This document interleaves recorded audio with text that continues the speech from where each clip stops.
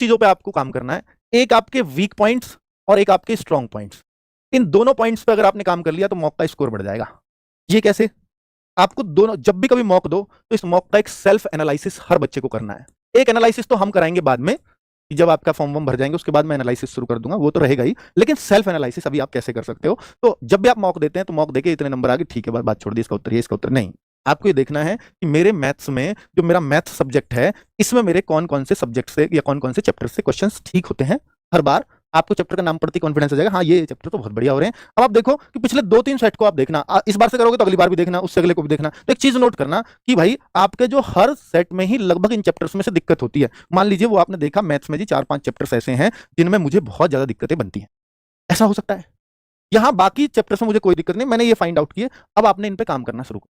और मैं ये कह रहा हूं कि एक वीक एक चैप्टर, एक वीक एक चैप्टर, ये टारगेट बना लो कि एक वीक में एक चैप्टर को, जो वीक में था, जो आपका चैप्टर वीक पॉइंट में था, उसमें एक वीक में एक चैप्टर को अपना सबसे स्ट्रॉन्गेस्ट चैप्टर बना दूंगा।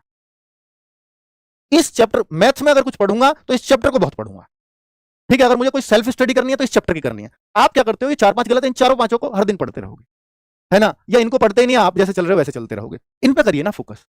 तो जो स्ट्रॉन्ग पॉइंट्स हैं उन पे हमें बहुत काम नहीं करना, जैसा चल रहा है जितनी प्रैक्टिस हो रही है काफी है, लेकिन वीक पॉइंट्स पे काम करना, ठीक है। और उनको भी लिखना कि जिसमें स्ट्रॉन्ग में मत गिन लेना उसको, जो तुक्के से सही हो रहे हैं उसको भी इधर ही लाना। और इनमें यह भी मान लेना कि 4-5 में जो बिल्कुल ही मुझे बहुत टफ लगते हैं उनको सबसे लास्ट में करना।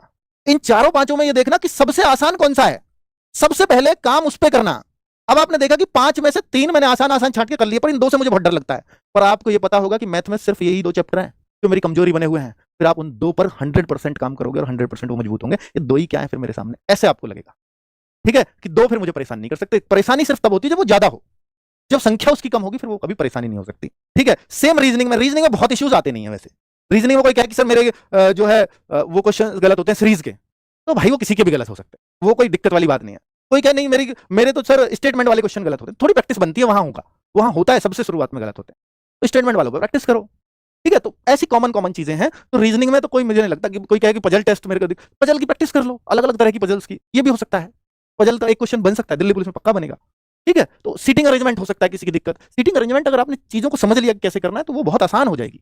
तो जो मुश्किल चैप्टर्स हैं वो आपको उनको एक एक करके उस पर एक वीक काम करना है, आप देखेंगे। और एक वीक उस पर 2 से 3 घंटे दे दो हर वीक, मतलब पूरे वीक 2 से 3 घंटे हर दिन दे दो, तो आप पाएंगे कि वो बहुत ही शानदार हो जाएगा। सेल्फ एनालिसिस से पता करो वीक और स्ट्रॉन्ग, ठीक है। सेम आगे इस चीज को आप अपने जीएस में भी आजमा सकते हैं आने वाले टाइम में, मेरे पे कौन से क्वेश्चंस गलत होते हैं, हिस्ट्री, ज्योग्राफी, पॉलिटी में अपने कहां वीक पॉइंट्स है मेरे, उनको किसी बेसिक बुक से पढ़ो पहले, फिर आप क्लासेस देखें या बेसिक बुक से पढ़ें, जो भी आपको करना है वो आपकी चॉइस होगी, ठीक है बच्चों। बाकी आरडब्ल्यूए पर दिल्ली पुलिस के लिए अगर आप यकीन बैच कहेंगे, यकीन बैच, तो यकीन 2.0 बैच आएगा, ये भाई यकीन 2.0 बैच ये फॉर्म आने पर ही आएगा।